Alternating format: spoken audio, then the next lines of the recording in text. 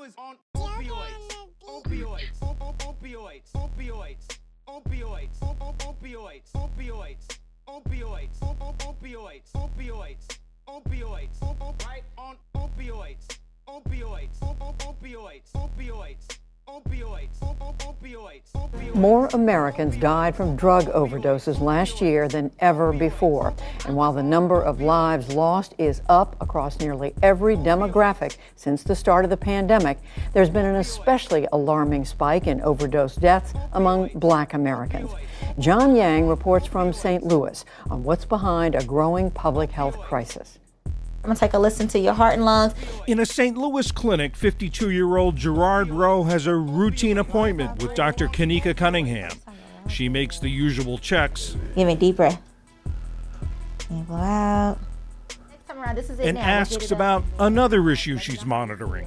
You said still kind of using a little bit. Are you using safely? No, we had talked about that before. Okay, snorting, not doing anything IV. Nope. Okay. Cunningham, a family practice physician, treats drug addiction in her patients just like any other medical condition, like high blood pressure or diabetes. If they're not ready to stop using drugs, she wants them to use them safely. I'm also concerned the last time that happened, you had that overdose, so I don't want you to overdose again. My treatment plans incorporate safe use tips, safe consumption tips, 1-800 number to never use alone, reviewing how to use Narcan. So I want people to leave feeling empowered and equipped with information because it's a chronic disease. Recurrence of use is going to happen. So if we know that it's going to happen, why don't we give the individual in front of us, share that knowledge that I have so that I can see you next week at your next appointment or see you 2 weeks later. It's an approach she believes could help stem the soaring number of drug overdose deaths, especially among African Americans. Here in the St. Louis area, since 2015, deaths from drug overdoses are up nearly 400% in the Black community, a rate of increase that's 8 times higher than the rise among white residents. It's a public health crisis that's largely been overshadowed by the pandemic. In 2020 and 2021, we lost over 400 Black men. Over a 2-year span, we lost more people to overdoses than to COVID-19. This is a civil rights issue. It's a human rights issue that we need to change. It's a chronic disease, and we have stigmatized a chronic disease. Yes. Rowe has been battling addiction since 2016 when he was depressed over losing his job and someone offered him heroin. So I was in the dumps.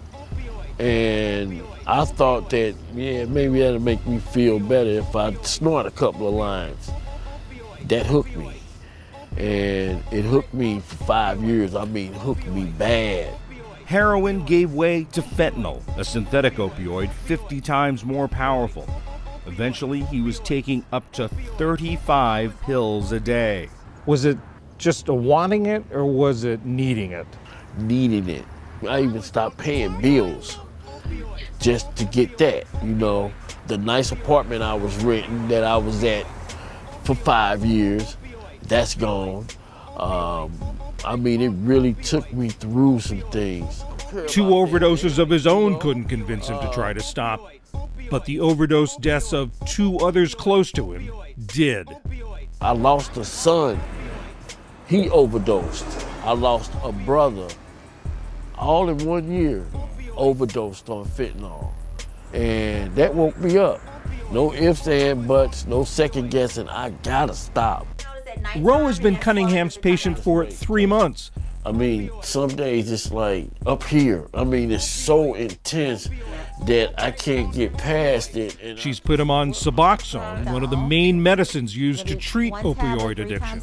Let's see how you do. That should really help control your cravings and withdrawals. He says it's helped him cut down to a single fentanyl pill a day. I know where the need is, and that's where I like to go. To reach people like Rowe, Cunningham teams with other healthcare providers and community groups to take treatment out of doctors' offices and clinics and into neighborhoods like this one in North St. Louis. Get it cleaned up. What are your thoughts about that?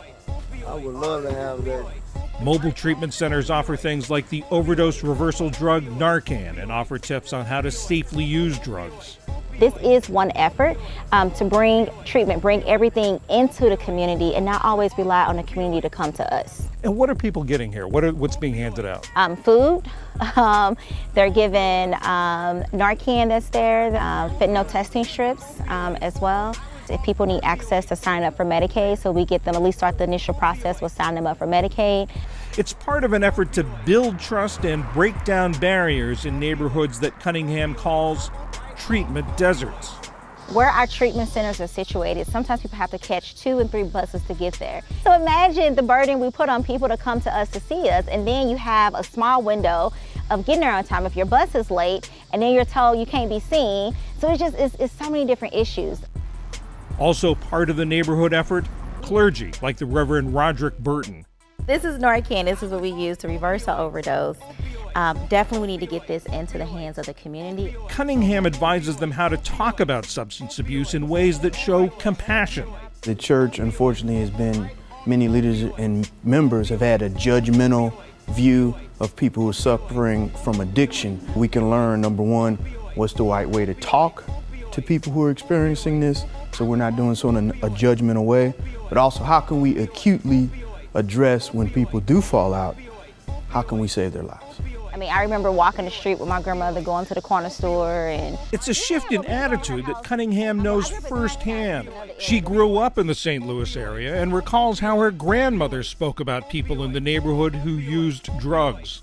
I was also raised to view substance use as an issue, drug use problem that's on the individual. And now, the more knowledge and education, I see that it's more of a systemic issue. It's not on the individual, it's trauma, it's systemic racism, it's all of that.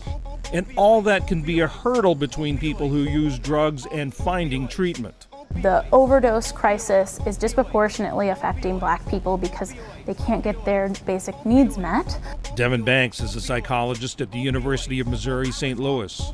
There's a stigma associated with being a person who uses drugs, and there's a stigma associated with being Black. The people who are being affected recognize that stigma and that discrimination, and that prevents them from feeling safe in treatment settings. Yeah, you've been taking your medication? Yeah, I've been taking it. Cunningham says getting patients into treatment is only half the battle. Often an even bigger challenge can be keeping them there. You know when your next appointment is? It's the 3rd of next month. Okay. Community health worker DeAnthony Henderson crisscrosses the city, checking on patients and being an extra set of eyes and ears for Cunningham. Sometimes in the doctor's office, you know, they don't feel comfortable with sharing a lot of things. So when I come out, they usually share more with me, and I'll be able to share it with the doctor. So we need to get you up to a good dose to help treat it. It's all part of Cunningham's approach to treating addiction, one that Gerard Rowe credits for the progress he's made. She don't scold me. She lets me make my own decision. Either you're going to stop or not. But I'm going to tell you, if you don't stop, this is the result. And if you do stop, this is the result. Can you put into words what they give you? Hope, confidence. They give me the power to overcome this. They give me an outlook on a better future. I really appreciate you. I do. Appreciate you too. A future that he hopes will not include drugs. For the PBS NewsHour, I'm John Yang in St. Louis.